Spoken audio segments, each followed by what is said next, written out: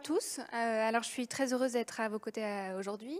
Je remercie Pascal Lemaire de nous avoir réunis pour parler de l'enjeu de la transition écologique et du recyclage des déchets, et puis plus spécifiquement d'une question qui nous concerne tous dans notre quotidien, qui est celle de la gestion des déchets ménagers.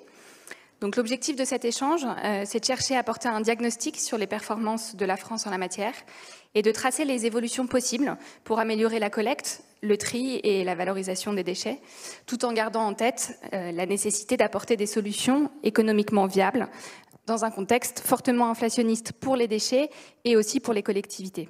Donc à première vue, on pourrait penser que c'est un sujet assez simple.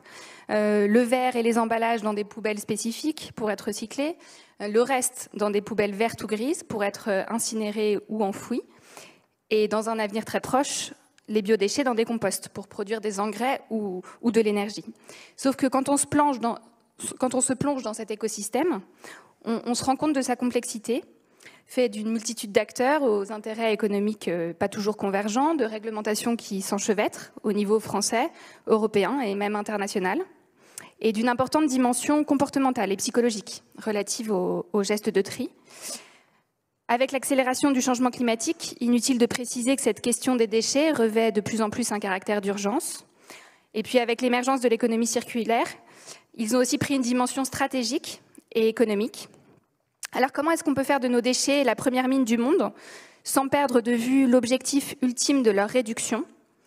Pour m'accompagner dans cet échange, des spécialistes de la gestion des déchets, donc des institutionnels, mais aussi des entrepreneurs à l'origine de solutions innovantes. Michèle Papalardo, consultante et présidente du label ISR, donc Investissement Socialement Responsable. Baptiste Périssin-Faber, alors qui est avec nous en ligne, le directeur exécutif de l'ADEME. Je ne sais pas si vous le voyez ou pas. Celui-là. Grégory Richard, vous êtes consultant en transformation industrielle.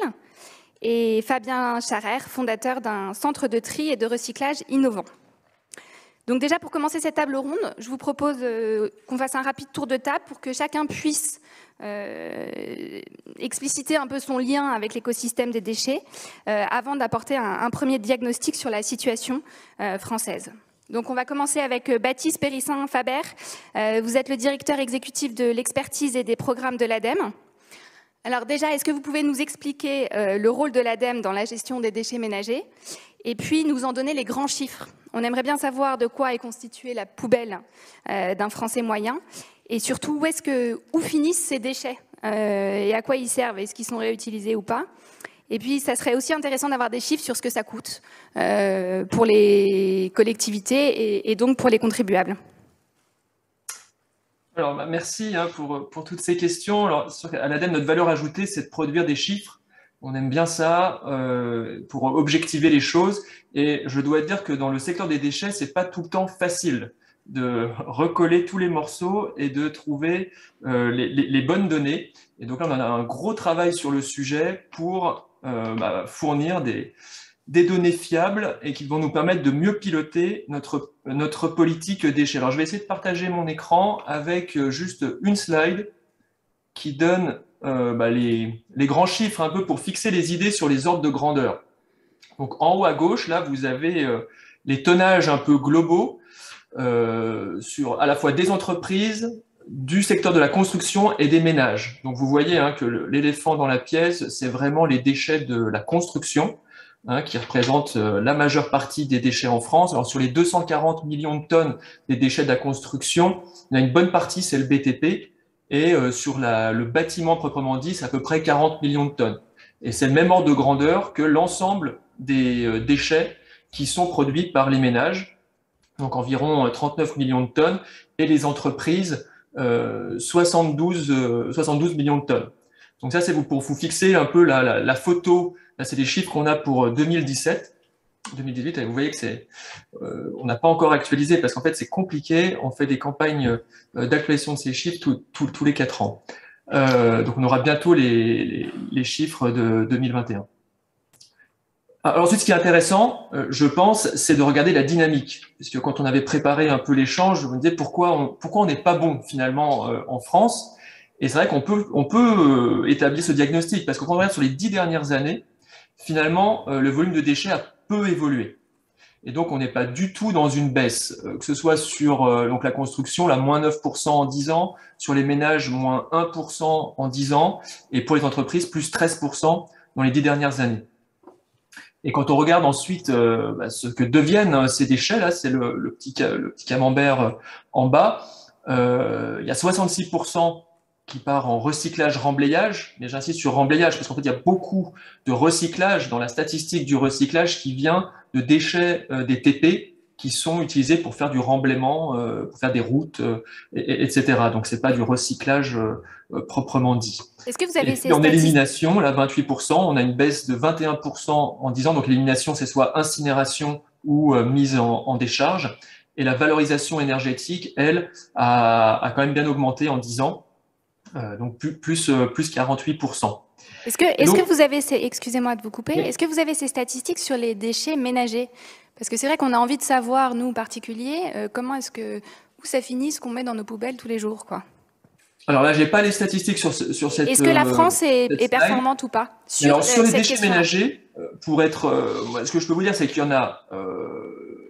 en a les 2/3 qui partent ce qu'on appelle en ordures ménagères résiduelles, et puis il y en a 1/3, en gros, qui partent via le bac jaune, dans des filières de recyclage. Ça, c'est en gros comment ça se répartit. Le recyclage du bac jaune étant à 100%? Non, je crois pas. Non, mais est-ce quel est le pourcentage de recyclage? Alors, il aurait fallu que je vous fasse un autre schéma pour vraiment suivre toute la carrière, je dirais, d'un déchet jusqu'au bout. Mais non, il y a une partie qui va rentrer dans un centre de tri qui sera en refus de tri, puisque ça va être des emballages trop petits ou des résines de plastique qui n'ont pas de filière de recyclage, et là, qui vont partir soit en filière de valorisation énergétique, dans des filières de CSR, la combustible solide de récupération, soit en incinération ou en enfouissement, dans le pire des cas. Mais globalement, les refus de tri sont quand même valorisés en valorisation énergétique. Et donc, sur la performance française, si j'ai bien compris, on a des façons de mesurer et d'évaluer cette performance différentes selon les pays, qui peut aussi un peu biaiser les résultats. Donc, si on dit dans les grandes lignes les faiblesses et les forces éventuellement de la France en matière de gestion des déchets ménagers, parce que là on reste concentré sur cette question des déchets ménagers. Donc là on était sur le constat des grands chiffres, et ensuite pour vraiment en comprendre les raisons, pour bien en comprendre les motifs, parce qu'en 2017-2018 le gouvernement de l'époque avait bien identifié ces faiblesses, et il fallait qu'il y ait un sursaut sur le sujet et sur le passage d'une économie linéaire à une économie circulaire. Et comme là on est aux journées de l'économie, je pense que fondamentalement les raisons, c'était un problème de signal économique. Qu'est-ce que je veux dire? Et à l'époque, on avait fait travailler Mathieu Glachant, et peut-être au GECO, je le salue si c'est le cas, où il y avait à l'époque fondamentalement un problème de signal économique, puisque ça coûtait moins cher d'éliminer les déchets, donc de les enfouir, de les incinérer, plutôt que de tenter le recyclage. Et donc, même si l'ADEME avait beaucoup travaillé pour développer des filières, soutenait les investissements avec son fonds déchets à l'époque, en fait, on avait beau apporter des rustines sur le système, si les signaux économiques n'étaient pas bons, parce que la TGAP, la taxe sur les déchets, n'était pas au bon niveau, eh bien, il restait toujours plus profitable d'éliminer plutôt que de s'embêter à créer des filières de recyclage. Donc ça, c'était un premier élément où les signaux économiques n'étaient pas bons, et donc ça, il a fallu le corriger. Et puis, il y avait aussi les filières REP, donc les filières de responsabilité élargie du producteur, qui est une invention française et qui est une traduction du principe de pollueur-payeur.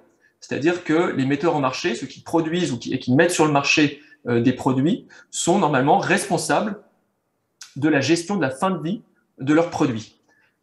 Et pour ça, ils doivent mettre en commun des contributions qui vont confier à un éco-organisme qui va ensuite aider les collectivités à mieux gérer leurs déchets, et donc à créer les filières de recyclage. Et en fait, il y avait ces filières de REP, responsabilité élargie du producteur, avaient des gros dysfonctionnements, où l'État fixait des objectifs, les filières ne les atteignaient pas et on n'avait aucun moyen de les sanctionner. Pareil, dans la façon de définir les contributions de chaque produit à ces éco-organismes, quelle que soit en fait la qualité du produit, si par exemple un emballage avait une filière de recyclage ou n'en avait pas, les contributions étaient les mêmes. Donc il n'y avait pas de bon signal envoyé aux producteurs pour travailler sur l'éco-conception, pour mieux rationaliser les résines plastiques notamment utilisées pour emballer les produits. Et puis il y avait encore un autre élément de signal prix qui n'allait pas, c'était le signal envoyé aux ménages. En fait, un ménage qui ferait beaucoup d'efforts pour mieux gérer ses déchets ou quelqu'un qui n'en ferait pas, dans beaucoup de cas, en fait, la ligne sur les fiscalités locales, hein, sur la taxe foncière, où il y a une ligne sur les déchets, est bien souvent la même. Il y a très peu de collectivités qui ont mis en place ce qu'on appelle la tarification incitative des déchets, qui permet de moduler la taxe des déchets en fonction de la quantité de déchets produits par les ménages. Donc il y avait ces trois niveaux en fait de signaux prix qui n'allaient pas et qu'on a essayé de corriger au cours du quinquennat passé. Ok. Et ça, on y reviendra après plus en détail sur effectivement les différentes voies et pistes de politique publique. Donc pour continuer ce tour de table, je me tourne vers Grégory Richat. Donc vous êtes le directeur associé d'OPO, un cabinet de conseil en transformation industrielle. Donc vous accompagnez tout type d'entreprises à pivoter vers des business models circulaires. Vous êtes aussi le co-auteur d'un livre sur l'économie circulaire. Donc c'est pivoter vers l'industrie circulaire qui vient de paraître. Donc j'imagine que pour vous, les meilleurs déchets, c'est déjà ce qu'on ne produit pas. Oui, c'est ça, exactement. C'est-à-dire que nous, dans l'approche qu'on a, enfin, notre rapport au PO déchets, on a beaucoup aidé des centres de tri à être plus performants. Donc voilà, j'ai passé des journées dans les centres de tri, etc., à voir comment ça fonctionne. Et ce qu'on fait depuis 4 ans maintenant, c'est d'aider des entreprises à être en amont du recyclage. C'est-à-dire que l'économie circulaire et les REP aujourd'hui, c'est très associé aux déchets. Alors qu'en fait, quand on prend une économie circulaire, ça se passe de bout en bout. Ça va de est-ce qu'on a une agriculture intensive où on épuise les sols versus une agriculture régénératrice où on est circulaire sur l'usage des sols jusqu'à allonger la durée de vie des produits et revaloriser la matière en tant que produit, composant ou upcycling. C'est-à-dire on prend un déchet pour en faire un plastique pour en faire une chaise. Donc en fait, si on fait toutes ces étapes-là, on vient siphonner les flux qui arrivent au centre de tri, puisque dans une économie qui n'est pas linéaire, c'est-à-dire on extrait, on produit, on jette, et on met du recyclage aujourd'hui un peu comme on peut, on est dans une économie circulaire où les déchets soit re-rentrent dans des cycles techniques quand on est sur les produits techniques, soit viennent rentrer dans des cycles biologiques, par exemple un emballage compostable. Voilà, pour ne pas finir en tant que déchet. Donc effectivement, la vision d'une économie circulaire, on y est, mais aujourd'hui, à notre point de vue, pas du tout. Aujourd'hui, donc dans le thème aujourd'hui qui est l'optimisation du recyclage des déchets ménagers, moi je préférais le thème des GICO qui serait la bifurcation par rapport aux déchets ménagers. C'est-à-dire que comme ça vient d'être évoqué, l'optimisation aujourd'hui elle est faible. On a une trajectoire en termes de consommation de matière. En France, dans le monde, on consomme plus d'une planète, 1,7 planète pour notre consommation mondiale. C'est encore plus en France. Et l'économie, au niveau mondial, elle est seulement à 8,7% circulaire. C'est-à-dire qu'on extrait plus de matière que la Terre ne peut nous offrir chaque année, et on en jette 90%. Donc voilà. Ça ne va pas s'arrêter là, parce que je crois que les chiffres prospectifs disent qu'à partir de 2040, on va encore avoir des déchets qui augmentent de 20% dans les 20 prochaines années. Comment est-ce qu'on explique ça? Et est-ce que vous savez si la France, en termes de performance simplement de stock de déchets, alors je crois que c'est 500 kilos, il me semble quelque chose comme ça, 580 par Français. Est-ce qu'on jette davantage que nos voisins? Je suis pas expert sur le déchet ménager. Ouais. Ce qu'on a discuté avec Madame Papalardo juste avant, c'est que on était peut-être à 590 il y a 10 ans. Donc on a peut-être économisé 10 kilos. Mais quand on voit aujourd'hui ce qu'on fait des déchets, on n'a pas de compost. Donc il y a tout ce qui est le biodéchet. À Lyon, on a la chance d'être une des rares villes où on peut composter mais que depuis cette année. Et en fait, quand on regarde aujourd'hui, il y a une crise énergétique et le compost peut faire du biogaz. On va avoir une crise des engrais parce qu'à cause de la crise énergétique, On peut plus, il y a des sites aujourd'hui industriels qui ne produisent pas l'engrais parce que ça coûte trop cher par rapport à l'énergie, etc. Donc on va avoir toutes des famines aujourd'hui dans le monde parce qu'on n'a pas d'engrais. Alors que le compost peut générer de l'engrais. Donc on a des filières aujourd'hui qu'on n'a pas créées en France et qui n'étaient peut-être pas rentables économiquement ou sont peut-être pas encore rentables économiquement aujourd'hui, mais qui deviennent des sujets de souveraineté.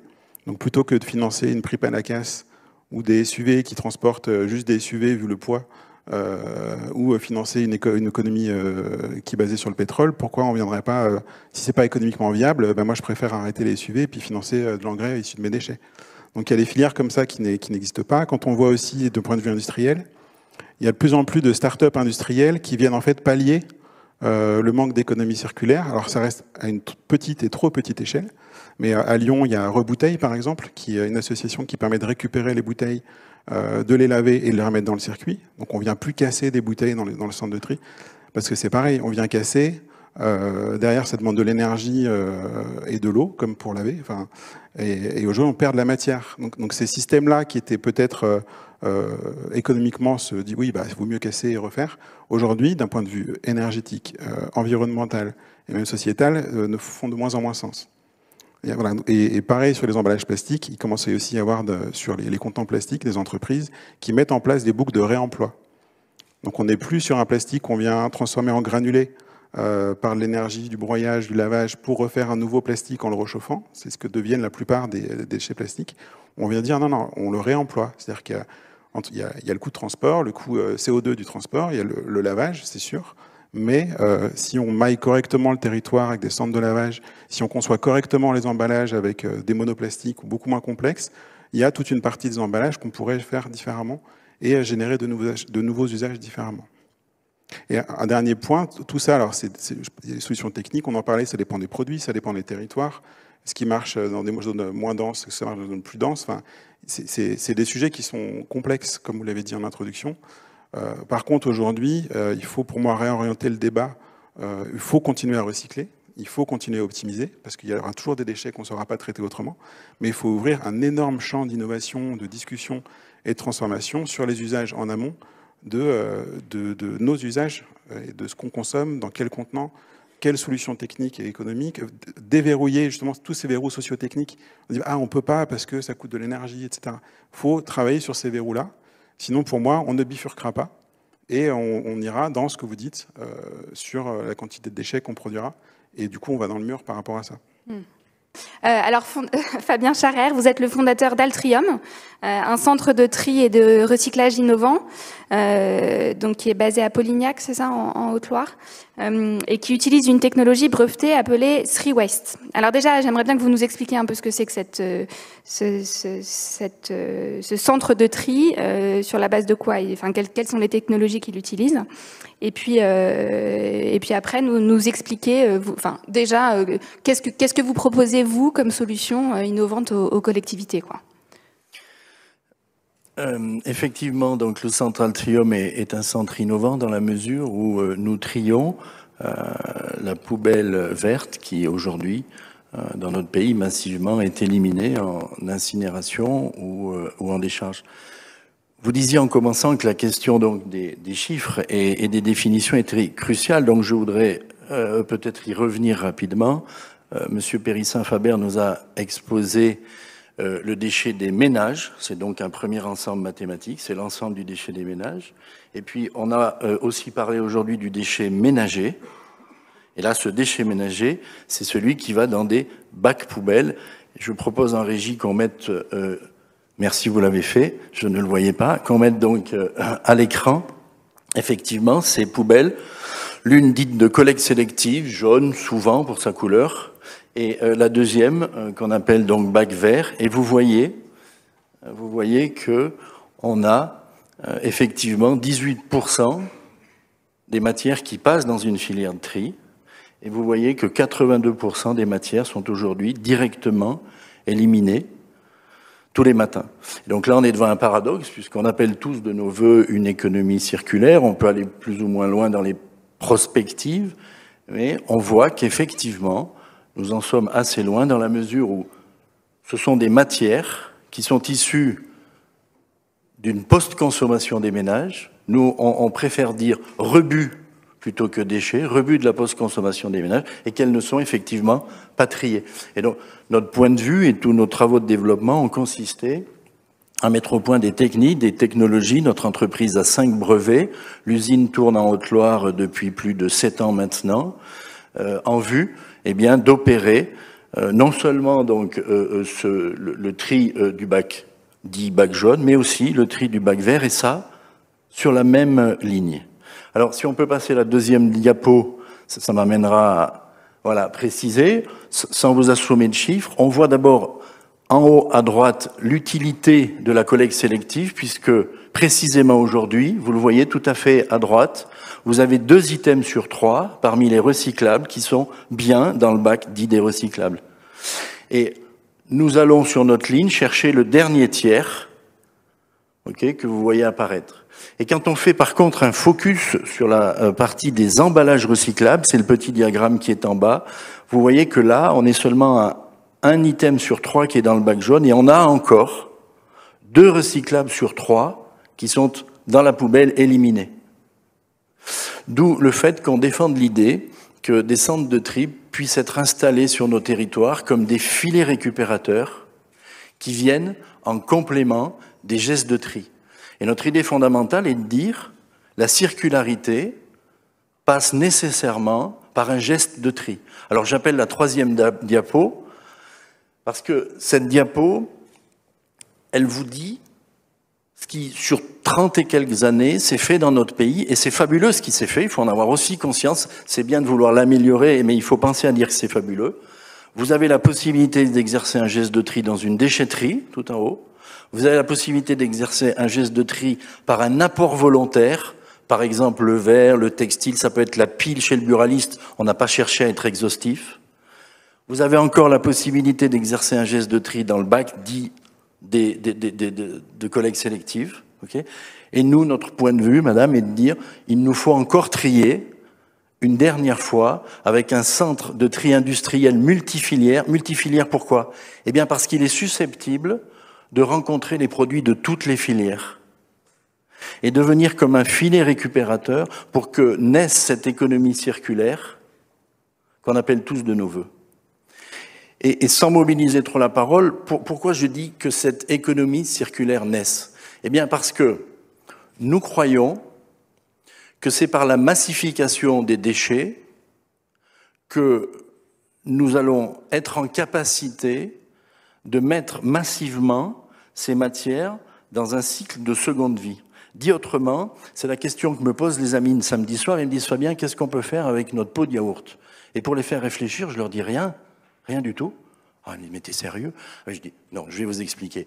Quand Danone a 10 tonnes de pots de yaourt en échec de production, on sait très bien lui les reprendre, on sait les laver, et on sait les refondre, et on refera des pots de yaourt.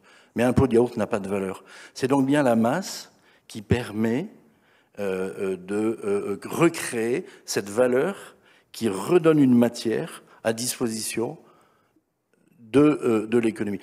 Je précise que rien ne s'oppose dans mon discours à cette hiérarchie des déchets auxquels vous faisiez allusion et qui est extrêmement importante, qu'on doit avoir en tête, la modération, la réutilisation, ensuite le recyclage, je viens de faire un focus là sur le recyclage, et puis la valorisation énergétique, mais comme un pis-aller, et enfin, de façon fatale, l'élimination des déchets dits ultimes, à défaut qu'ils n'aient pu revenir en circularité.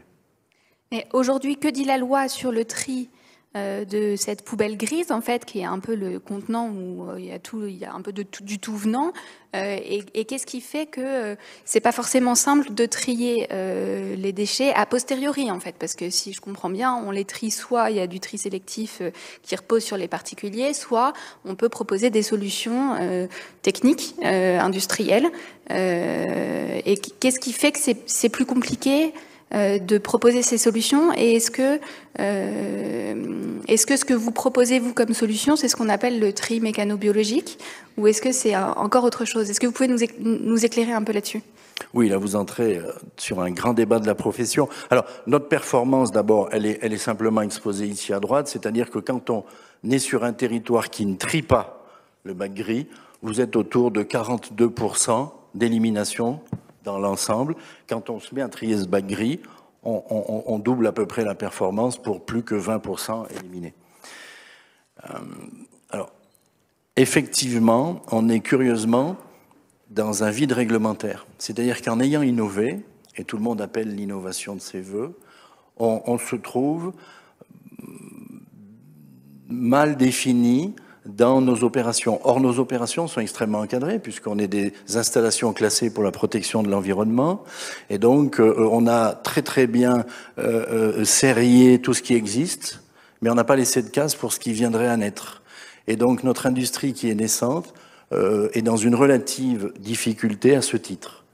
Alors, il a été, vous y avez fait allusion, il a été fait, il y a 20-30 ans en France, il a été fait des tentatives de tri mécanobiologique, l'idée, ou plutôt exactement de traitement mécanobiologique, l'idée était de venir créer un troisième traitement, à côté du traitement par incinération et du traitement par enfouissement, qui serait un traitement mécanobiologique en utilisant la capacité qu'avait la fraction biologique du déchet, à réagir et de façon à, en fin de compte, diminuer notamment la masse d'eau avant d'enfouir ou d'incinérer. Ces systèmes n'ont pas montré leur performance. La loi de transition énergétique pour la croissance verte de 2015 l'a dit haut et fort en disant les TMB n'ont pas fait la démonstration de leur performance. À ce titre, ils ne sont pas souhaitables et ils ne peuvent bénéficier de subventions publiques. Donc nous, évidemment, on n'est à l'évidence pas du tout dans ce schéma-là. On est simplement des techniques, une somme de techniques qui se proposent de tout trier devant l'évidence que tout est matière, vous l'avez dit, devant l'évidence que ces matières sont précieuses parce qu'on n'en a déjà plus assez pour tous les habitants de la planète et que donc la solution qui paraît la plus immédiate, mais qui n'est pas la seule, toutes sont bonnes, c'est évidemment de faire ce geste de tri qui permet le recyclage. Trier, c'est mettre dans un nouveau cycle de vie. Et c'est ainsi qu'on recycle. Il y a un petit jeu là de mots qui vous aura pas échappé. Tous les services marketing du monde se sont dit le green est fantastique, on va en mettre un petit peu, on va saupoudrer de vert notre produit. Et donc tout le monde s'est mis à dire je recycle. Non, celui qui recycle, c'est celui qui trie. Le trieur trie un papier. Il l'offre ensuite à une papeterie. Cette papeterie pourrait utiliser de la pâte vierge issue de forêt. Mais si le trieur a recyclé des masses de papier, elle lui les offre et elle va à ce moment-là les consommer pour faire un papier sur lequel elle pourra mettre qu'il a utilisé des matières recyclées. Vous voyez cette petite ambiguïté sur laquelle il faut qu'on soit, pour le coup, assez précis. Alors, j'en profite parce que j'ai une question de la salle qui me demande est-ce que ce sont des robots qui trient les bacs verts ou l'humain? Sauf qu'en fait, aujourd'hui, si je comprends bien, les bacs verts, ils sont assez peu triés. Alors, dans notre cas, cette question, je la trouve fondamentale. Il y avait, si vous me permettez de la citer, un documentaire de Madame Élise Lucet, il y a 3 mois, qui disait « On est arrivé au maximum dans les centres de tri et l'humain ne peut suivre ». Et je partage absolument personnellement cette vision. J'ai ouvert la première ligne de tri il y a 21 ans. Nous étions à 800 kg/h. Nous sommes montés à 1, à 2, à 3 tonneurs. L'usine aujourd'hui est à 23 tonneurs. Il est impossible que l'humain suive. Et effectivement, donc, la ligne que nous exploitons en Haute-Loire est entièrement automatisée avec donc des systèmes où on copie l'œil humain dans ce qu'on appelle l'hyperspectral, donc on passe en vision infrarouge de façon à reconnaître et différencier les matières, et ce sont des machines qui opèrent le tri. L'humain est présent, mais il est présent différemment. On a reformé les personnels, on est monté d'ailleurs en capacité, et donc ce sont des tâches de surveillance, de gardiennage d'une ligne qui opère toute seule, et ensuite de nettoyage et maintenance de ces robots. Pour répondre d'un point de vue plus global, peut-être. Il y a d'autres lignes. Alors, je connais le centre de Firminy de Suède, sur lequel j'ai passé plusieurs journées, où là, les poubelles, nos poubelles, les sacs poubelles, sont ouverts. Donc le premier truc, c'est d'ouvrir le sac poubelle et de refaire un geste de tri dans nos poubelles. Donc ça passe à Firminy. Donc il y a une dizaine de personnes avec un geste de tri qui est très rapide au début parce que la poubelle est dense, et puis en fin de ligne, donc 10 mètres plus loin, le geste est un peu moins dense parce que effectivement il y a déjà donc il y a des gens qui sont formés à regarder dans ce qu'on jette, comment on trie mal, comment on peut compenser le tri. Alors pour le coup, chez eux, c'est humain. Et les équipes tournent parce que faire un geste de tri comme ça pendant 1 heure, c'est épuisant. Et donc il y a toute une voilà. Mais c'est vrai que c'est des conditions de travail qui sont très difficiles. Et tout ça, c'est permettre d'augmenter le taux de récupération, de valorisation, en compensation de ce qu'on trie mal chez nous, quoi. Et donc, il y a aussi souvent des histoires de chats qu'on retrouve dans les poubelles. Enfin, ouais, il y a des trucs qui sont assez hallucinants quand on voit ce qu'on peut retrouver dans les poubelles en termes de qualité de geste de tri. Donc, on n'est pas des très bons recycleurs globalement dans nos ménages. On met des fois un peu n'importe quoi dans nos poubelles. Mais voilà. Je vais présenter notre dernière participante, Michèle Papalardo. Donc, vous êtes l'ancienne présidente de l'ADEME.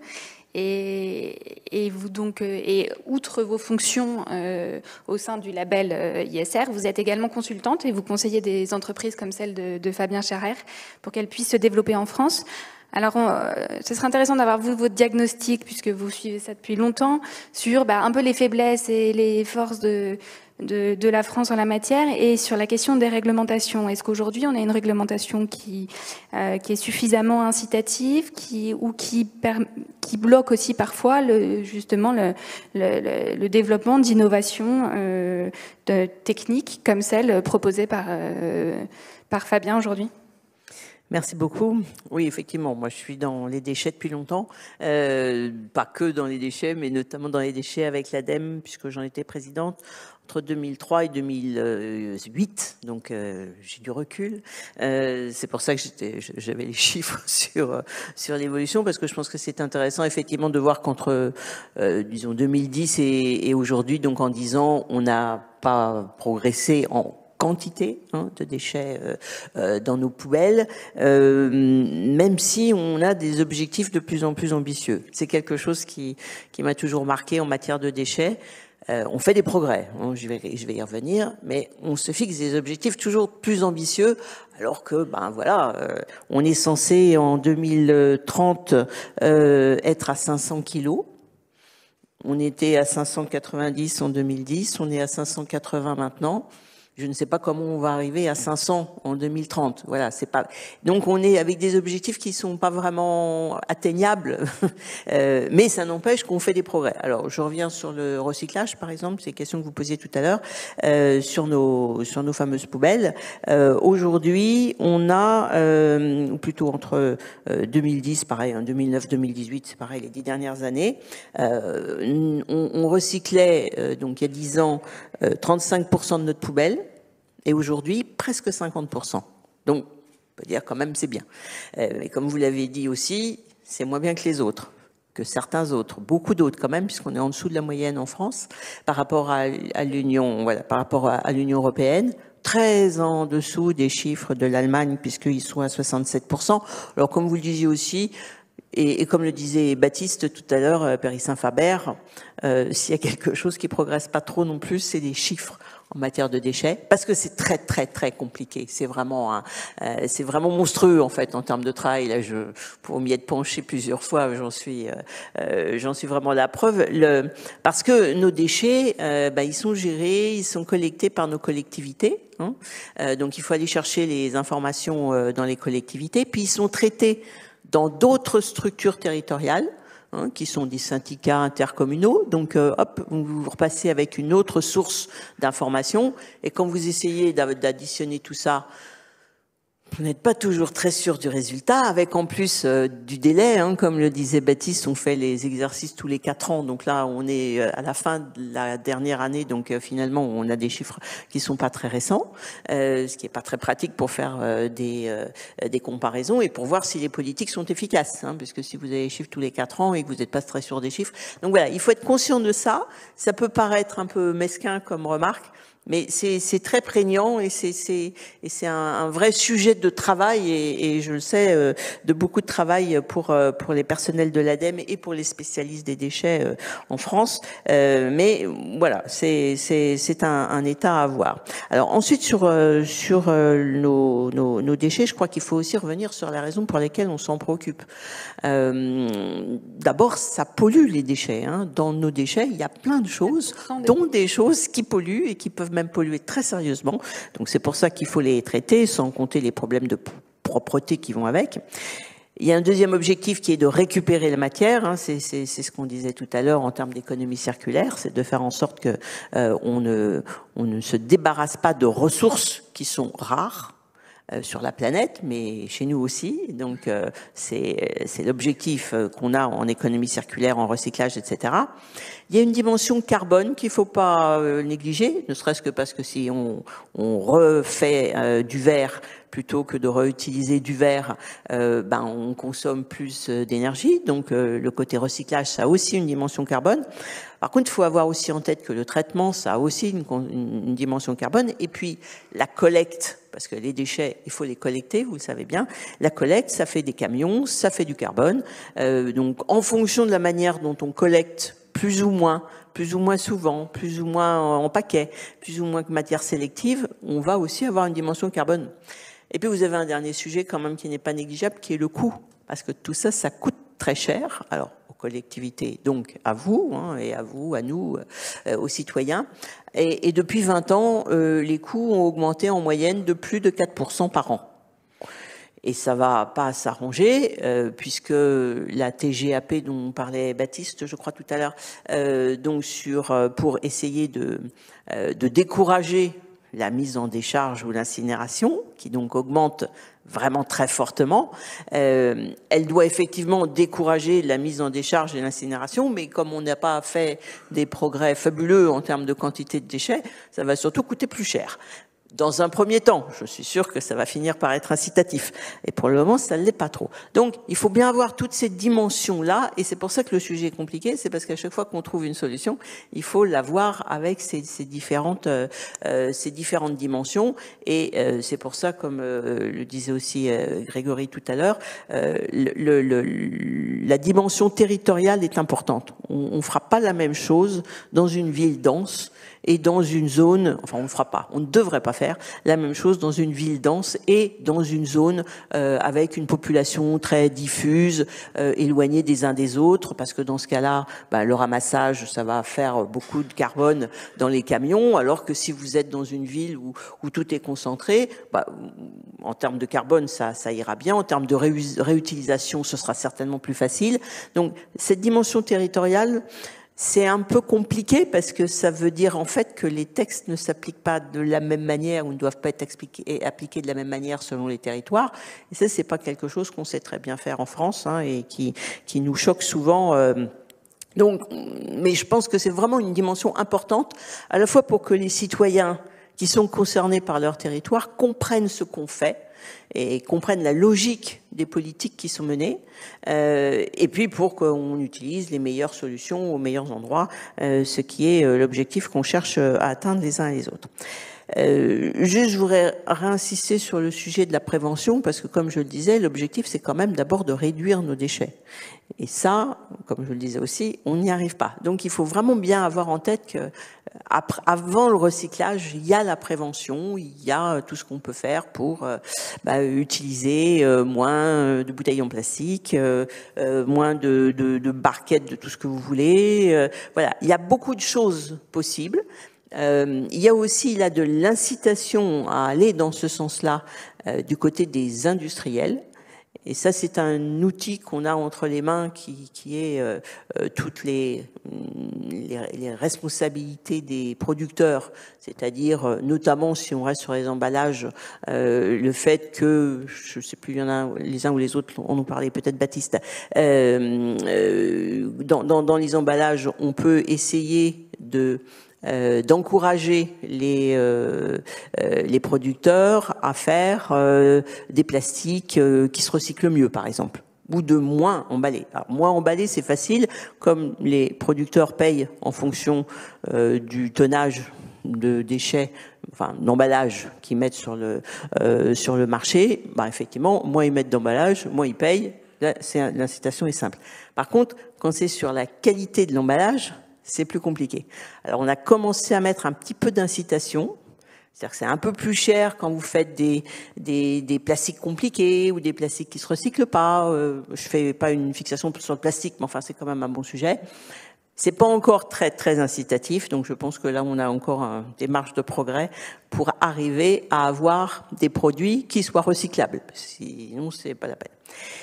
Il y a une autre dimension, je pense, qui est importante à avoir en tête, c'est que pour qu'on ait des produits plus recyclés, il faut aussi qu'il y ait la possibilité d'utiliser les produits de recyclage. C'est-à-dire que le produit qu'on a recyclé, est-ce qu'on a aujourd'hui des chaînes d'utilisation de cette matière, en fait, qu'on a recyclée, ou est-ce qu'on ne l'a pas?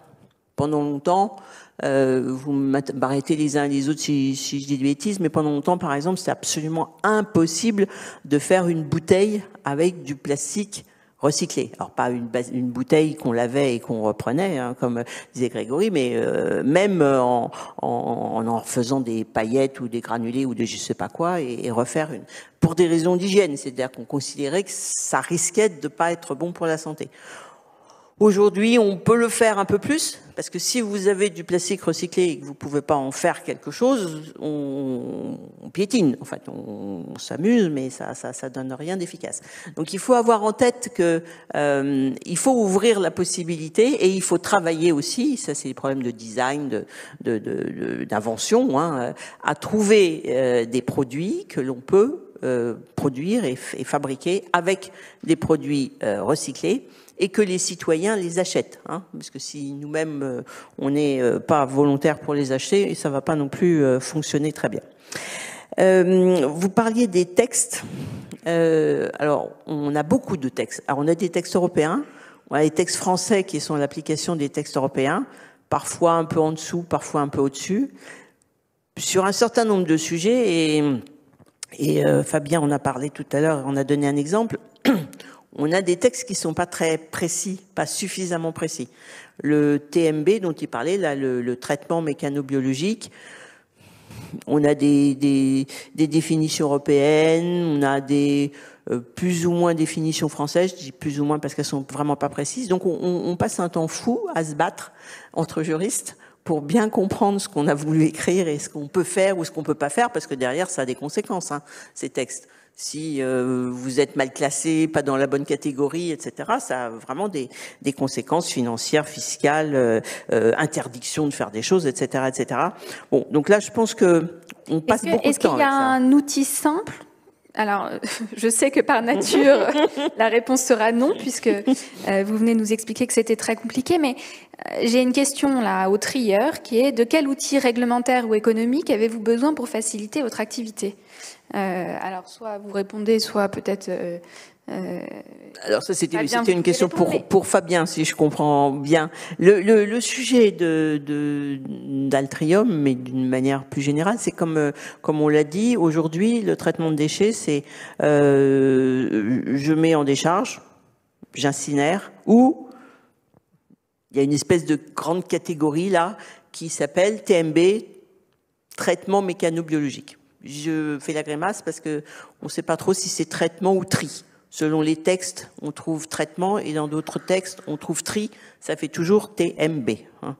Et donc la difficulté, c'est qu'effectivement, quand on est sur une activité un peu nouvelle, enfin un peu innovante, comme Grégory ou Fabien vient de dire, c'est-à-dire où on trie, c'est-à-dire qu'on ne traite pas, on trie les poubelles. Mais toutes les poubelles, les jaunes, les grises, ben ça pour le moment, il n'y a pas de définition juridique chez nous, hein, il n'y a pas de classement réglementaire puisque tout est mis dans des catégories qui correspondent à ça. Donc ça c'est un besoin, ça peut paraître simple comme ça, mais c'est pas si simple parce que arriver à préciser cette nouvelle catégorie, ça veut dire l'exclure des autres, ça veut dire finalement peut-être mieux définir les autres. Et donc tout ça, ça donne lieu à des discussions sans fin entre les multiples acteurs du monde du déchet. Mais est-ce qu'au fond, il n'y a pas une philosophie, enfin deux philosophies qui s'opposent, entre d'un côté ceux qui disent il faut réduire au maximum la poubelle grise par le tri sélectif, et de l'autre ceux qui disent il faut trier la poubelle grise parce qu'on n'arrivera jamais à ce qu'elle soit réduite à son maximum. Peut-être Baptiste Périssin-Faber, vous pouvez répondre là-dessus? Oui, effectivement. Je pense que là, vous pointez vraiment un sujet fondamental. Et puis, en fait, ça reboucle avec l'équilibre, avec l'économie générale du secteur des déchets. Puisque, effectivement, l'ambition, c'est quand même de tarir les flux en amont. Donc, c'est la prévention. Et en même temps, pour que des technologies de recyclage soient matures et économiques, il faut massifier les flux en aval dans la collecte.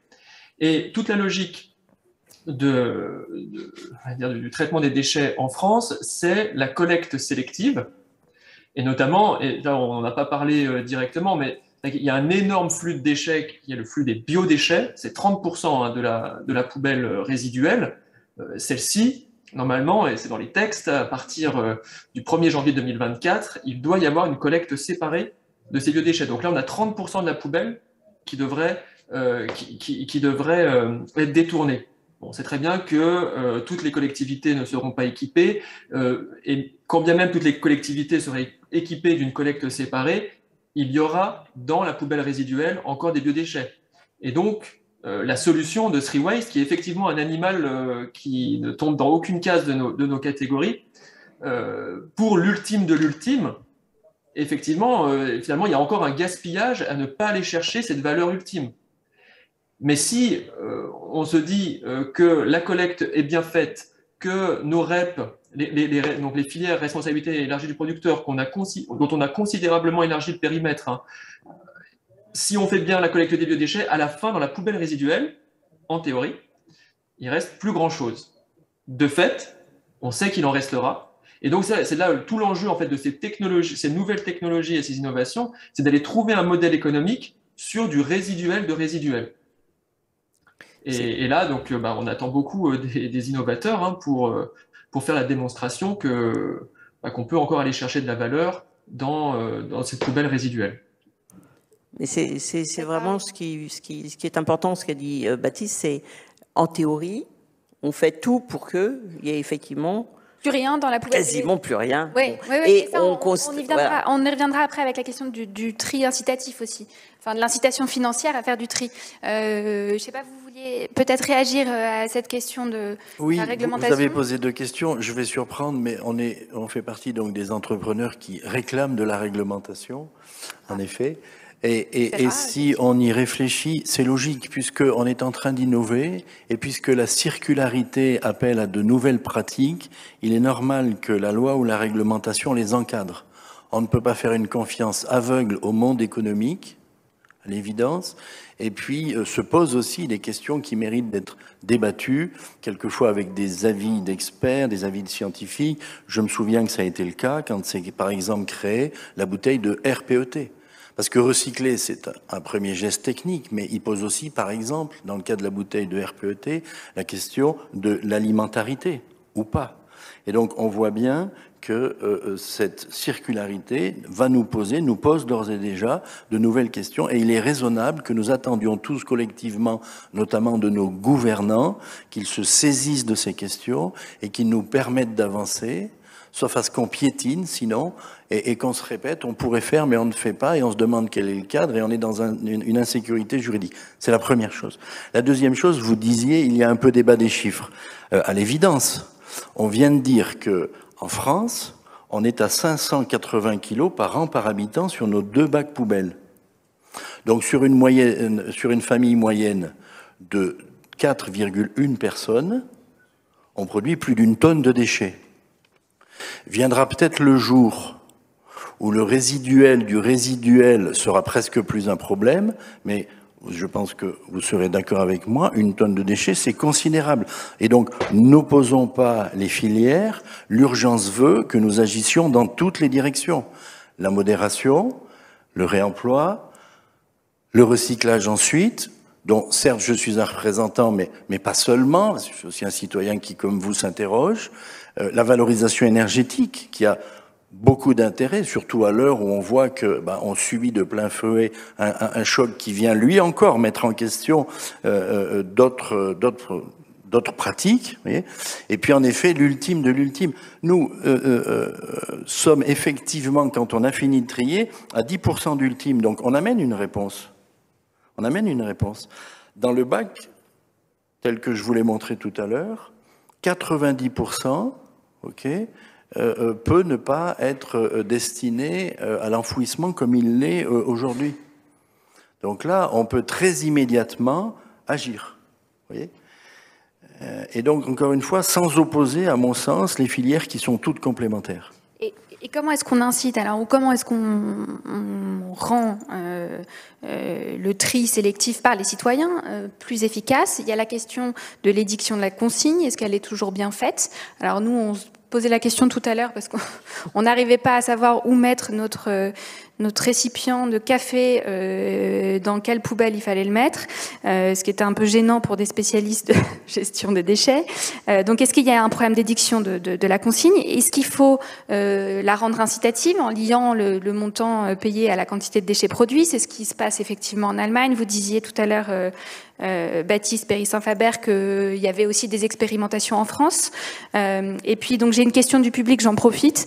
Pourquoi ne pas généraliser et inciter les citoyens à apporter les déchets alimentaires dans des lieux de dépôt comme l'a fait la ville de Villeurbanne? Alors je ne sais pas justement si Villeurbanne, il y a cette dimension financière incitative ou pas.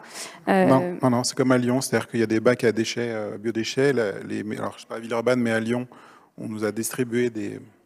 Oui. Donc la métropole nous a donné des petits paniers marrons, qui tiennent dans une cuisine, avec des sachets en papier, ce qui permet en fait, dès chez soi, de pouvoir collecter directement ça. Il y a à tous les 100 mètres à peu près, il y a des collecteurs, et qui créent aussi du coup une filière économique. Oui, parce que, mais en plus, les biodéchets, si je ne me trompe pas, il n'y a pas de toute façon, il n'y a pas de tarification incitative. C'est pour la poubelle grise, c'est le résiduel, en fait, dans les cadres des expérimentations, c'est le poids de la poubelle grise qui détermine le poids de ce que... Oui, mais si vous avez sorti les biodéchets de votre poubelle grise, en théorie, elle devient plus légère. D'accord, elle est censée peser de moins en moins lourd. Mais la question est excellente, c'est-à-dire que dans toutes les villes, on devrait pouvoir avoir ces petits paniers qui alimentent des entreprises comme les alchimistes à Lyon ou d'autres. Il y a de plus en plus de start-up industrielles aujourd'hui qui se lancent et qui se battent contre des lobbies d'industriels pour pouvoir récupérer ces biodéchets, soit des entreprises, soit des foyers, sachant que les chiffres que ces gens-là m'ont annoncé, c'est que si on valorisait énergétiquement en biogaz ces déchets-là, on pourrait créer 20 à 30% du mix énergétique français, ce qui correspond au gaz qu'on ne peut plus acheter à la Russie. Et après, il faut attendre le 1er janvier 2024 pour que pas toutes les collectivités le fassent. Et entre-temps, on va financer le prix à la pompe. Donc en fait, par rapport à ce qu'on se dit, optimiser, etc. Mais bien sûr, moi je suis complètement d'accord, il ne faut surtout pas s'arrêter. Et on voit que vous poussez encore plus ce sujet, parce que là, l'humain ne peut plus aller au-delà, il faut mettre des machines, ça coûte de plus en plus cher. En même temps, le 580, comment il va descendre? Mais donc il faut travailler énormément en amont, c'est-à-dire que tous ces déchets, les biodéchets sont un bon exemple, de se dire plutôt que de rien en faire aujourd'hui, où c'est incinéré, ça crée du CO2, ou alors s'il y a un potentiel, s'il y a de la cogénération de chaleur, ça peut créer une filière d'engrais, parce que pareil, ce que j'ai dit tout à l'heure, il y a les engrais, les entreprises qui font de l'engrais aujourd'hui n'en font plus parce que l'énergie coûte trop cher. Et on est dans une industrie qui fonctionne à l'engrais, une agro-industrie qui fonctionne à l'engrais. Donc potentiellement, les barquets de Picard, etc., il n'y en aura plus, ou beaucoup moins, ou ça va coûter encore plus cher. Et la question des biodéchets, en théorie, elle est censée être traitée par la loi 2024. Mais on l'a vu, c'est en 2024, voilà, en 1er janvier, mais pas toutes les collectivités. Après, c'est la création des filières. Est-ce qu'on effectivement, du coup, il y a une nouvelle économie à créer. Ce que je veux dire derrière ça, c'est que le recyclage, c'est l'étape ultime. Ça devrait être pour moi l'étape ultime, où quand on ne peut plus rien faire en amont, effectivement, il ne faut pas que ça finisse pour des raisons de pollution n'importe où. Mais en amont, il y a tout un tas de boucles de création de valeur qu'on ne crée pas aujourd'hui, qui pourraient créer de l'emploi, créer une industrie dans une phase en France où on parle de réindustrialisation, avec des centres de traitement de biodéchets qui pourraient être, plutôt que d'investir dans des deep tech où on va encore, par exemple, exploiter les ressources dans les fonds des océans, on va mettre des milliards d'euros dessus. Pourquoi on ne met pas des milliards d'euros sur créer une filière ou des milliards dans les batteries électriques pour faire des SUV? Je suis un peu provoque exprès, mais pourquoi on ne mettrait pas des milliards sur ces centres-là de gestion de biodéchets et qui pourraient se trouver sur les centres de tri et on pourrait créer des centres de lavage sur les centres de tri aussi pour avoir une pluralité et mutualiser par exemple tout un tas de collectes. Et pareil pour le verre. On jette du verre aujourd'hui. 100% du verre on le jette, sauf si en tant que citoyen où on travaille... parce que ça devient un travail de citoyen, parce que l'offre n'existe pas, de chercher des endroits où je ne jette pas mon verre, ou ma bouteille d'huile en verre, je vais dans un magasin où je peux la remplir. Quand on est en métropole, c'est possible. Mais les métropoles, à l'horizon 2050, c'est 60% de la population mondiale. Donc on pourrait basculer dans des villes où les villes seraient des villes métaboliques, où moi, je ne génère pas de déchets. Je génère des engrais, je génère de l'énergie, je réutilise ma bouteille. À Biocop, ils ont enlevé les bouteilles d'eau qui étaient en plastique. Ils n'en vendent plus. Et donc, je travaille avec des entreprises où je vis aujourd'hui, où j'interagis avec des entreprises aujourd'hui qui sont que militantes, parce qu'aujourd'hui, l'industrie classique ne propose pas ça. L'industrie fabrique des produits, elle fabrique des comportements. Comportement de perds pas de temps, achète de la bouffe préparée, mais c'est de l'emballage.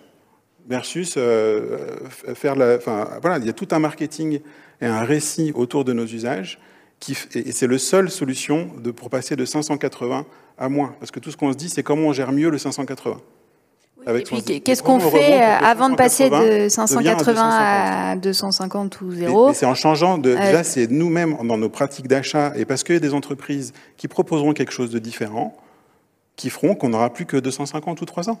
Mais c'est pas juste moi parce que j'ai envie, c'est parce que j'ai des produits qui me permettent effectivement de ne pas avoir de déchets, ou pas avoir d'emballage que je vais jeter. Ou quand j'achète un truc, d'y penser au tri, et c'est écrit, jetez-le. Ça, c'est la plupart des emballages dans lesquels on a de la nourriture préparée. Donc en fait, c'est toute cette transformation-là des usages et de l'économie, parce que dans l'économie circulaire, il y a économie. Et là, le recyclage, c'est ce qu'on met à la fin d'une économie linéaire, en pensant qu'on ne génère pas de déchets. Et heureusement qu'elle est là, cette étape de recyclage, sinon ce serait encore plus catastrophique qu'aujourd'hui. Mais il faut transformer l'économie en amont. Et qu'est-ce que vous conseillez aux États-Unis, il y aurait plein de start-upers dans la salle qui seraient comme des fous, parce qu'on pourrait faire plein de licornes françaises autour du réemploi et du circulaire. Quand on est en France, on dit « Oh là là, créer une nouvelle économie, ça va être compliqué, etc. » Mais en fait, c'est ce champ d'innovation-là, qui n'est pas forcément technique ou technologique, parce que c'est des consignés. Voilà, il y a des standards techniques à mettre en place, mais ce n'est pas de la deep tech à des milliards d'euros d'investissement, qui aujourd'hui n'est pas dans le récit. Quand vous dites tout à l'heure qu'il faut une pluralité de solutions, je suis d'accord. Par contre, le réemploi aujourd'hui n'est pas dans le récit. Et qu'est-ce que vous conseillez aux collectivités locales aujourd'hui qui vont investir dans des coûteux centres de tri si à la fin on n'a plus de déchets? C'est un peu on incite à créer des filières, investir dans des outils industriels de tri, sauf que de travailler avec ces mêmes acteurs, travailler avec des acteurs qui sont incluant les centres de tri, pour dire qu'effectivement, si on se met dans une vision prospective, on réduit de moitié pour être dans une bifurcation et pas une optimisation. Bifurquer, c'est pas j'ai fait 3%, c'est j'ai fait 30, 40, 50% de trajectoire dans les 10 ans. Et de travailler avec des acteurs du territoire qui sont les centres de tri, des consommateurs, des acteurs d'entreprises qui vont mettre en place d'autres solutions, des entreprises militantes. Il y a les conventions des entreprises pour le climat, il y a des centaines d'entreprises aujourd'hui qui veulent pivoter vers des modèles circulaires. D'impliquer ces entreprises-là et faisons des POC, des preuves de concept sur des territoires, en impliquant l'ADEME, en impliquant des ministères, pour démontrer qu'on pourrait créer une nouvelle économie grâce à ça. Et les centres de tri, c'est pas de dire « Ah désolé, vous êtes les perdants de la partie ». C'est non, vous aussi participez à cette transformation-là. C'est pour ça que je dis demain un centre de tri. Pourquoi? C'est effectivement, on mettra 50% d'investissement sur des lignes optimisées parce qu'il y a des choses qu'on ne saura pas encore faire dans les 10 ou 20 prochaines années. Et on peut mettre 50% dans soyez des laveurs, participez à des collègues sur d'autres modèles, mais d'accompagner, de faire ça de façon concertée, intelligente et avec une innovation participative. Et aujourd'hui, ça, c'est absent du récit. Et pour moi, c'est un énorme manquant qui fait que les 580 resteront 575 en 2030. Je ne vois pas comment on fera autrement. Je crois que Fabien Charère voulait réagir. Non, je suis tout à fait d'accord avec Grégory. Il y a encore une fois les modes de traitement, leur hiérarchie. Et le premier est bien celui de la modération et du réemploi. Il n'y a pas de débat là-dessus. On est tout à fait d'accord. Non, ce que je voulais dire, c'est que de même qu'il ne faut pas opposer les filières, de même il ne faut pas laisser penser qu'une solution serait la panacée. Et donc, quand vous disiez, Monsieur Péry-Saint-Fabert, lorsque vous disiez la collecte sélective des biodéchets amènera la solution et on n'aura plus que le résiduel du résiduel, ça n'est pas tout à fait exact. La collecte sélective des biodéchets amènera sa contribution et elle est importante. Mais on a vu ensemble dans les chiffres tout à l'heure qu'après 20 ans de collecte sélective des emballages recyclables dans le bac jaune, Encore 2 emballages sur 3 étaient dans le bac vert. Et qu'est-ce que vous pensez de la peut pas s'en tarification satisfaire. incitative Et alors? pardon, mais sur la collecte sélective des biodéchets, on sait que encore, quand on l'a mise en place, il y a des territoires où on a déjà le retour d'expérience, on a au moins 50% des biodéchets qui restent dans la poubelle résiduelle. Donc c'est plus qu'un résidu. C'est au moins la moitié, sinon la majorité, là encore. Alors, l'exemple de Villeurbanne, je ne le connais pas, mais il y avait une question, vous disiez, elle m'était posée, j'aimerais répondre. Je ne connais pas l'exemple de Villeurbanne, mais tel que je l'ai compris, il me paraît extrêmement intéressant. Il vient en complément et il est sur un mode d'apport volontaire. On fait donc appel à la responsabilité, okay, et on invite à faire. Parce que quand on parle, par exemple, de l'incitation en faisant payer, on est au cœur d'un débat extrêmement brûlant dans nos professions, parce qu'on se dit, alors celui qui aura assez d'argent se libérera de ses obligations en payant, et finalement ne fera rien, et ce sera appelé résiduel, et puis celui qui sera contraint, peut-être par son budget, ou le fera bien volontiers, en tout cas ces 2 autres catégories se retrouveront à participer. Donc on voit, vous voyez qu'aucune solution n'est la panacée. Est-ce que c'est efficace? Parce que ça, c'est un argument qu'on entend souvent pour ne pas mettre en place de politique publique.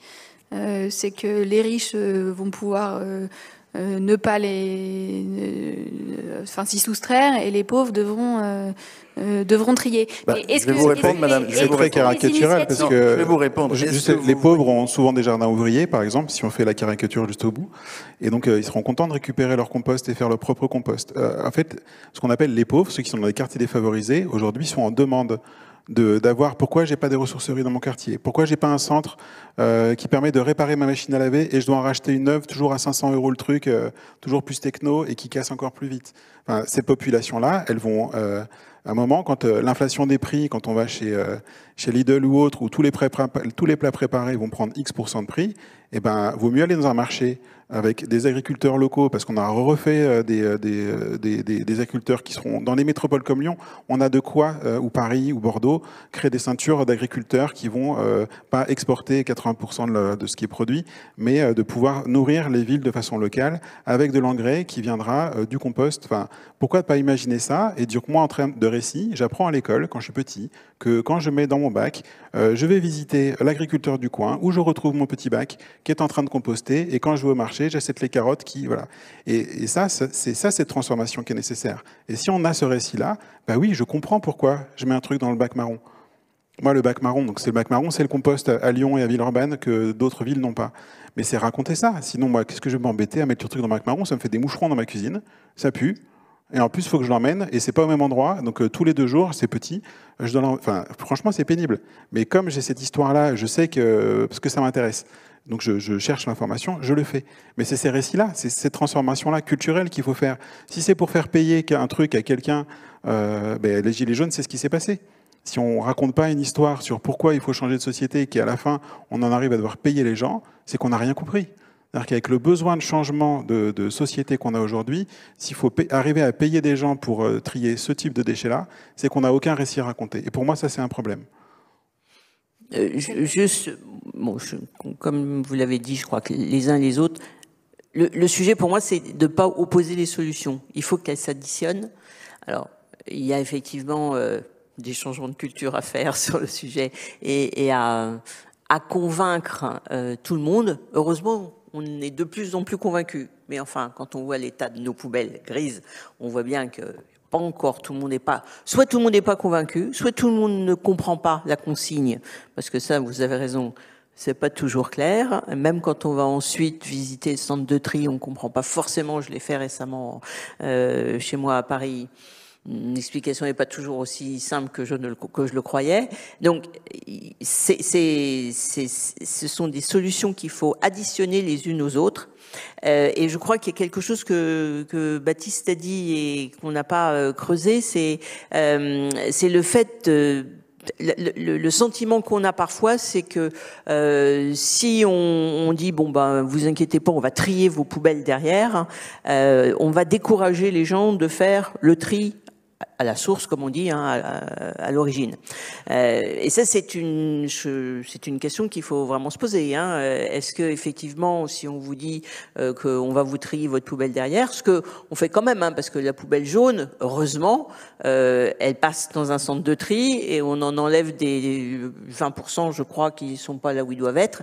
Donc de toute façon, même quand on fait déjà du tri sélectif, on a quand même derrière un tri qui va se refaire pour vérifier qu'il n'y a pas des bêtises dedans, des horreurs. Et quand on fera de la collecte de biodéchets, elle va aussi repasser dans un système de tri, parce que rien ne vous assurera qu'il n'y a pas quelqu'un qui a été mettre une pile dans la boîte de marron, comme vous dites, si c'est la bonne couleur. Voilà, donc de toute façon, on retrie derrière. Le sujet, c'est comment on arrive à convaincre qu'il faut faire ce tri à la source, que c'est utile de faire ce tri à la source, même si derrière, on va l'améliorer, parce que c'est ça qu'on va faire, on va le finaliser. Et ça, c'est pas si évident de le comprendre, mais comme vous venez de le dire, c'est un problème de culture, c'est-à-dire qu'il faut raconter une histoire, il faut vraiment convaincre les gens que leurs déchets, la bouteille, là, quand elle sera vide, ça sera pas juste un truc qui sert à rien, c'est une vraie valeur. On peut en faire quelque chose et donc il faut le mettre au bon endroit pour que ce soit utilisable. Et ça, c'est un des points aussi intéressants du côté d'Altrium, c'est que après avoir mis en place donc leur système de tri de la poubelle grise, ils n'ont pas du tout constaté une diminution du tri sélectif à la source, parce qu'on aurait pu se dire bon bah finalement les gens mettent dans la poubelle n'importe quoi puisqu'ils savent que c'est retrié derrière. Non, ils ont plutôt des meilleurs taux de tri sélectif à la source que dans les autres communes où on n'a pas ce genre de tri derrière. Parce que je crois que ça donne vraiment une plus grande conviction que le déchet, puisqu'on l'appelle comme ça, que le déchet, ça a de la valeur et que on va aller poursuivre cette valeur jusqu'au bout. Et ça, je pense que c'est important parce que si on a le sentiment, et c'est pas quoi un sentiment aujourd'hui, qu'une grande partie de ce qu'on jette, de toute façon, ça va se retrouver dans un grand trou, bon, éventuellement dans un incinérateur, mais c'est pas sûr, en tout cas dans un trou, c'est pas motivant, hein. Et donc, on se pose pas forcément la question de bien faire son tri sélectif, parce qu'on se dit que de toute façon tout ça, ça va encore disparaître, on sait pas où. Donc c'est vraiment une histoire à raconter collectivement, et c'est comme ça que les gens comprendront tout. Que de l'argent alors. Oui, votre moi, je avis crois... sur la tarification? Non, moi je pense que ce qu'il faut, ça motivera aussi les gens de comprendre que globalement, s'ils trient bien, ça va collectivement leur coûter moins cher. Parce qu'en fait, c'était ça l'histoire de la TGAP. Enfin, c'est toujours ça l'histoire de la TGAP. C'est que les gens comprennent collectivement, mais on leur a pas bien expliqué, je pense, collectivement que s'ils réduisent leurs déchets, leur commune, et la commune, son budget, c'est quand même bien les citoyens, leur commune va payer moins de TGAP parce qu'elle mettra moins de déchets dans la décharge. Je n'ai pas le sentiment, enfin moi personnellement, personne, je le sais, mais personne n'est venu me l'expliquer comme ça. Je pense que on met en place là des outils incitatifs qui ne sont pas perçus comme outils incitatifs, et donc ça nécessite une vraie force de conviction. Alors bon, il y a des collectivités qui font des choses très bien et qui incitent effectivement à faire de la collecte sélective précise et qui expliquent les choses. C'est pas forcément systématique. Donc on a un besoin collectif, et peut-être plus les Français que d'autres pays, ça il faut bien le reconnaître.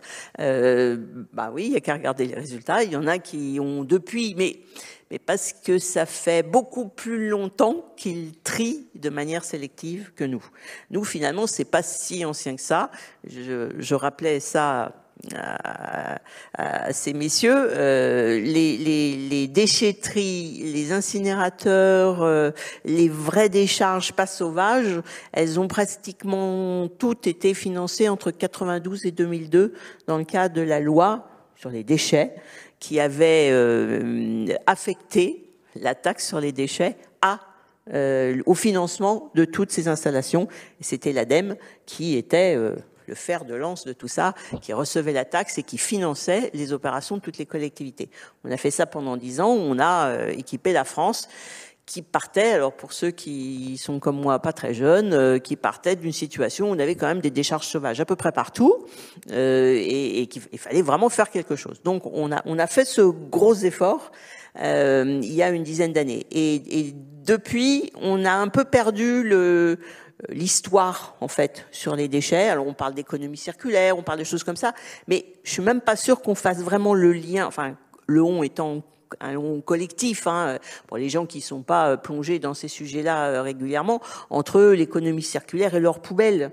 Est-ce qu'ils ont, quand ils font leurs gestes là, est-ce qu'ils réalisent à quoi ça correspond?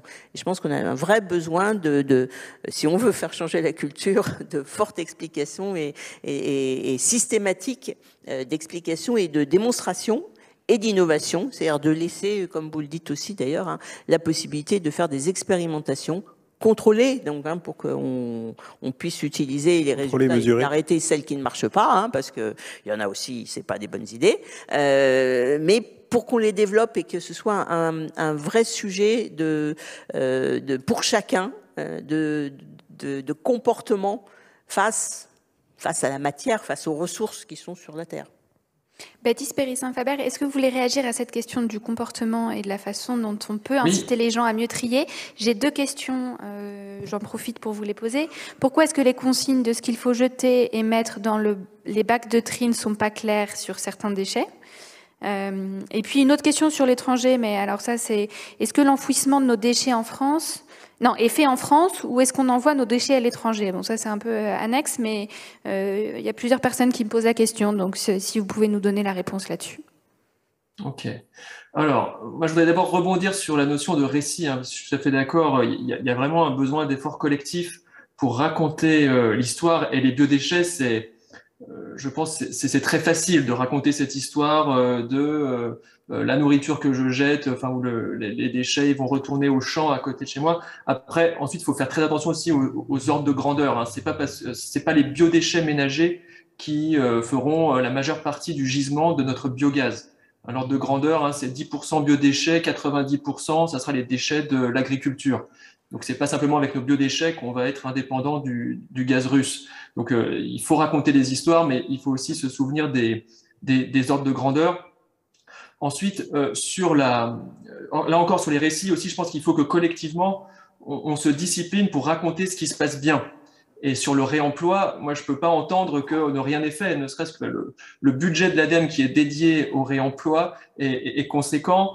Tout ce qu'on fait aujourd'hui pour accompagner les collectivités sur les biodéchets, c'était 100 millions d'euros par le plan de relance, on va doubler la mise l'année prochaine. Voilà, on fait des choses pour accompagner. Pareil, ce récit sur le réemploi, il a vraiment explosé depuis la loi anti-gaspillage pour une économie circulaire. Les filières REP vont devoir consacrer 5% de leurs ressources au réemploi. Hein, et aujourd'hui, les filières REP, c'est 2 milliards d'euros, donc 5%, ça fait 100 millions d'euros. Dans quelques années, ce sera 5 milliards d'euros. Donc vous voyez, le volume des ressources pour le réemploi va considérablement augmenter. Et ça, il faut qu'on le raconte collectivement et qu'on monte des success stories qui sont aujourd'hui très territorialisés, mais qu'on va pouvoir passer à l'échelle grâce à ces nouvelles dispositions qui vont nous apporter des ressources. Ensuite, pour venir à vos questions sur les consignes de tri, alors effectivement, maintenant, la loi anti-gaspillage dit que c'est partout pareil. Bon, il se trouve que le service public de gestion des déchets, hein, c'est géré par les collectivités et il y a encore une grande hétérogénéité. Et c'est très difficile d'aller mettre des contrôles dans chaque syndicat de déchets pour vérifier si les couleurs sont bien les bonnes. Et puis en plus, il faut aussi attendre des choses très pratiques, hein, mais de renouvellement des parcs de poubelles, parce que ça serait dommage de mettre au rebut prématurément des poubelles. Ça générerait des déchets inutiles. Donc voilà, tout ça normalement est géré aujourd'hui dans la loi, mais ça va encore prendre un peu de temps. Et c'est vrai que souvent, quand on part en vacances, on est un peu dérouté parce que tout d'un coup, les consignes changent et on ne sait plus trop quoi faire de son pot de yaourt. Même si aujourd'hui, dans quasiment toutes les collectivités, le pot de yaourt, on peut le mettre dans le bac jaune. L'extension des consignes de tri est quasiment effective partout. Et enfin, sur la question des exports des déchets. L'export des déchets, c'est interdit. En revanche, ce qui sort de centres de tri parfois, qui est de ce qu'on appelle la matière première secondaire, là il y a beaucoup de balles de plastique et il y a eu beaucoup de controverses et de polémiques autour de balles de plastique qui se retrouvaient en Asie du Sud-Est, et les autorités de ces pays nous les bloquaient au port et nous les renvoyaient, avec un commerce assez juteux sur le sujet. Donc ça, pour l'instant, la réglementation n'empêche pas cela. Hein, c'est une matière première issue du recyclage, hein, qui peut être vendue. En revanche, ce que maintenant la loi impose, c'est une traçabilité beaucoup plus forte de ces échanges commerciaux-là. Et donc, on pourra remonter, et ensuite, c'est à charge aux entreprises d'assumer le fait que telle ou telle balle de plastique va à l'autre bout du monde, alors elle pourrait rentrer dans une filière de recyclage en France. Parmi les questions qu'on se pose aussi quand on parle de gestion des déchets, il y a celle de la consigne. Est-ce qu'il faut rétablir les consignes comme dans les années 50 ? On sait que l'Allemagne, que un certain nombre de pays qui sont performants ou dits performants utilisent le recours à la consigne. Si je me trompe pas, en 2019, le gouvernement voulait lancer un grand Big Bang de la consigne. Alors pourquoi est-ce que ce chantier n'a pas abouti ? Quels sont les freins, les éventuels acteurs qui ont pu s'y opposer ? Et aujourd'hui, qu'est-ce qu'on en tire comme leçon ? C'est-à-dire, est-ce que c'est un chantier qui est définitivement abandonné, ou est-ce que on peut se dire que sur certains types de produits spécifiques, que ce soit de l'électroménager ou autre, il serait bien de mettre en place ce type de consigne ? Je ne sais pas si Baptiste, oui, je pense que ça serait bien d'avoir l'ADEME sur le sujet. Si j'ai encore une heure devant moi, je peux vous raconter l'histoire, mais on peut la faire, plus courte. Non, évidemment, c'est pas la fin de l'histoire de la consigne, parce que bon, le plan du gouvernement en 2019, c'était sur les bouteilles en plastique, puisque là, il y a une directive européenne qui nous impose d'atteindre en 2029 un taux de collecte de 90% des bouteilles en plastique. Et aujourd'hui, on est à 57% en France. Les seuls pays qui ont atteint des taux supérieurs ou égaux à 90%, c'est des pays qui ont la consigne. Donc la consigne sur les bouteilles en plastique. Donc oui, il n'y a pas de doute, le seul levier possible pour atteindre le 90% de collecte, c'est la consigne. Maintenant, ce qui est prévu dans la loi, c'est qu'on donnait du temps aux collectivités pour justement essayer d'activer d'autres leviers que celui-là, donc tarification incitative, mettre plus dans l'espace public des poubelles de tri, des emballages, pour leur donner du temps pour voir si vraiment la collecte pouvait décoller en activant d'autres leviers. Et ce qui est prévu dans la loi, c'est qu'en juin 2023, on fasse un relevé un peu des compteurs, voir où on en est. Est-ce qu'on est sur une trajectoire qui nous mènera vers 90% de collecte en 2029 ? Et si on n'y est pas, alors le gouvernement pourra décider unilatéralement, il faudra quand même le faire dans la concertation, évidemment. C'est un sujet qui est compliqué, mais pourra déclencher la consigne. Et il se trouve même que les discussions actuelles au niveau européen vont presque nous obliger à passer à la consigne. Maintenant, il n'y a pas que la consigne pour recyclage. Ce qui coince, c'est la consigne pour réemploi. Et ça, c'est très important aussi qu'on développe des systèmes de réemploi. Ce que vous dites, c'est qu'on a privilégié d'autres systèmes avant, mais donc ce qui coinçait, c'était sur la question de la propriété de la matière ?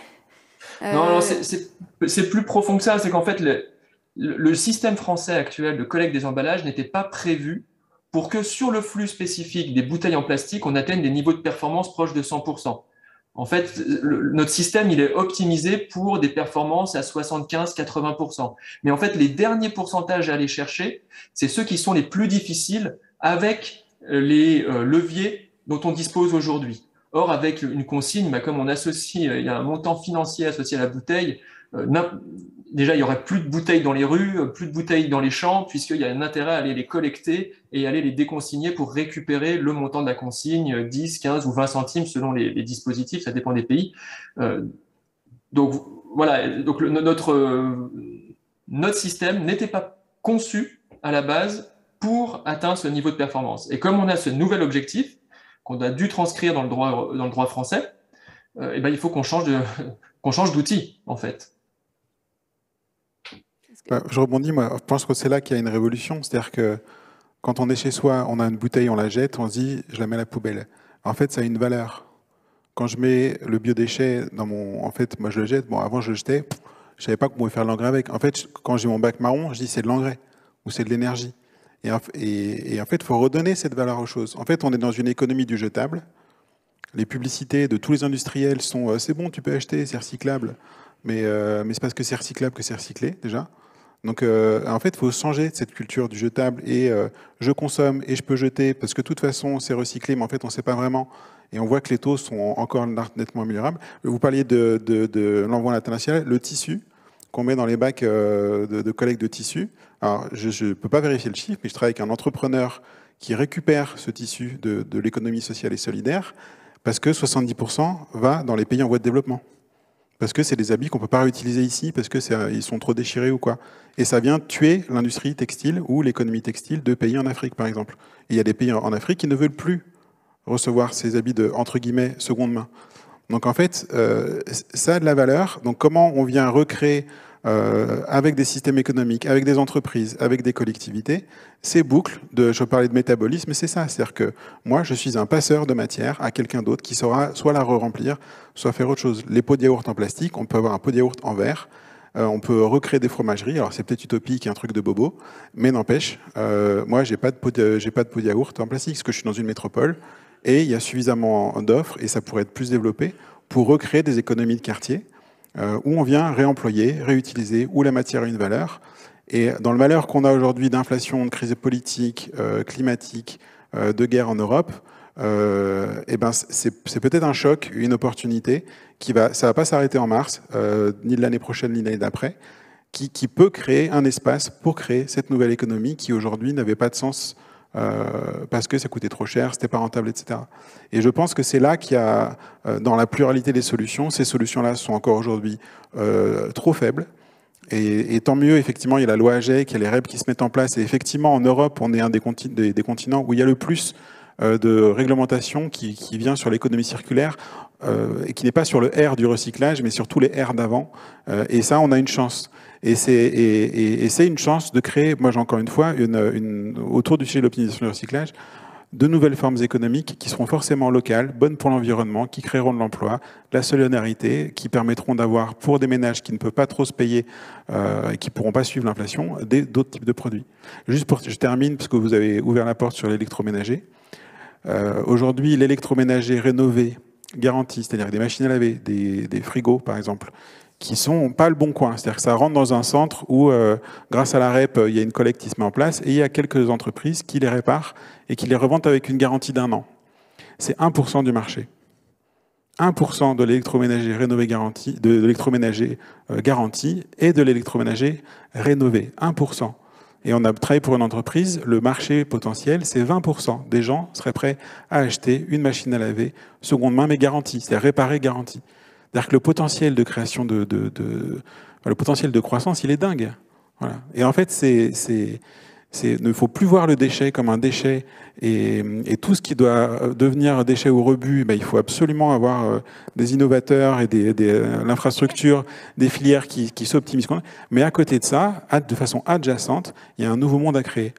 Et pour moi, c'est une aventure incroyable qu'on peut mener dans les 10 prochaines années pour créer cette économie-là et ces modes-là et ces nouveaux usages. Et les entreprises, elles suivront. Les Danone, etc., ils basculeront là-dedans parce qu'ils suivront cette demande-là ou même ils seront précurseurs sur leur marché en disant moi, tiens, je lance la consigne, bam, je mets ça et je fais des pubs sur avant on jetait, etc., maintenant on passait à la consigne. On peut même se démarquer sur le marché par des entreprises qui proposent ça et elles feront le JT de TF1, c'est garanti. Le temps s'accélère et il y a encore plein de choses à dire. Alors... Oui, parce qu'on répare aussi. Je veux dire que c'est un ensemble. Il y a effectivement le fait de racheter des produits de seconde main. Il y a aussi le fait qu'aujourd'hui, on parlait de start-up là tout à l'heure. Il y a tout un tas de start-up qui sont sur l'activité qui consiste, elle, à venir réparer chez vous votre machine pour éviter que vous rachetiez tout de suite la suivante. Et ce sera encore mieux quand les lois sur l'obsolescence programmée, AGEC, etc., auront atteint leur niveau. Donc, soyons positifs pour finir. On a quand même une convergence d'action. Alors, ça va un petit peu doucement, hein, mais une convergence d'action qui, si nous, citoyens, on le souhaite, on le veut, on peut mettre tout ça en application et trouver la bonne solution.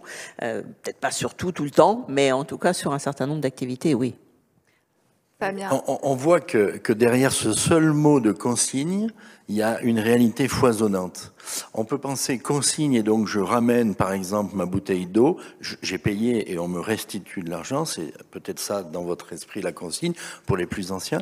On voit que cette consigne peut aussi consister en un réemploi en fin de compte d'une bouteille qu'on a à la maison et qu'on remplit, un contenant qu'on remplit régulièrement. Beaucoup de parents l'ont fait pour leurs enfants dans leur cartable aujourd'hui dans les écoles primaires. Nous, c'est notre cas et on voit que tous les enfants sont équipés. Et puis, on comprend aussi que pour l'industriel, cette notion de consigne n'est pas comprise comme ça. Imaginez une seconde, on va donner un nom pour juste être dans le trait démonstratif. Par exemple, les eaux d'Évian. On pourrait imaginer qu'Évian sorte une bouteille qui soit réemployable. Mais pour mettre quoi derrière? De l'eau du robinet? Non, Évian vend de l'eau. Et donc on vient vous parler d'une consigne sur la matière. On n'ambitionne pas du tout de réutiliser la bouteille. On veut capter la bouteille en tant que matière, et puis on la craquera, on la mettra en balle, on ira dans des usines qui feront un recyclage RPET comme on le fait aujourd'hui, mais il y aura une différence. C'est que vous n'aurez pas la propriété du contenant que pourtant vous avez payé. Et donc là, je le dis assez simplement, nous, la Fédération des entreprises du recyclage, nous opposons à cette vision. Parce que depuis 20, 30, 40 ans, c'est avec l'argent public qu'on a trié nos matières, n'est-ce pas, qu'on a trié en vue de recycler. Et tout d'un coup, on laisserait à quelques immenses groupes au niveau mondial la propriété de ces matières à la seconde où les matières deviennent circulaires. Et donc, effectivement, cette circularité, encore une fois foisonnante, nous pose différents problèmes, dont certains sont y compris politiques. Il nous faut y réfléchir. Moi, je n'ai pas de solution. Je les mets en relief. Par exemple, donc, la problématique de la propriété. Si la matière est circulaire, qui en est le propriétaire? Et est-ce que demain, nous sommes donc les usagers, nous acquittant sans cesse, peut-être, pourquoi pas, tandis que dans notre acte de consommation, on consomme, et vous l'avez très bien dit, à la fois de l'eau, mais à la fois un contenant qui a une valeur. Voilà, donc les débats ne sont pas clos, mais on voit qu'ils sont foisonnants. Et vous faites une formidable transition, parce que nous arrivons à la fin de cette table ronde. Alors, je suis désolée, j'ai pas pu poser toutes les questions de la salle, j'ai essayé, mais il y en avait encore un certain nombre. Je ne sais pas s'il est possible éventuellement que vous y répondiez vous après, parce qu'il y en a qui vous sont adressés, notamment Fabien Charrère, sur les chiffres que vous avez donnés. Donc, si vous pouvez peut-être en ligne après pour faire vivre le débat. En tout cas, je vous remercie à tous d'avoir assisté à cette table ronde et puis aux participants. C'était très riche. Il reste un certain nombre de questions, comme vous dites. Merci. Merci.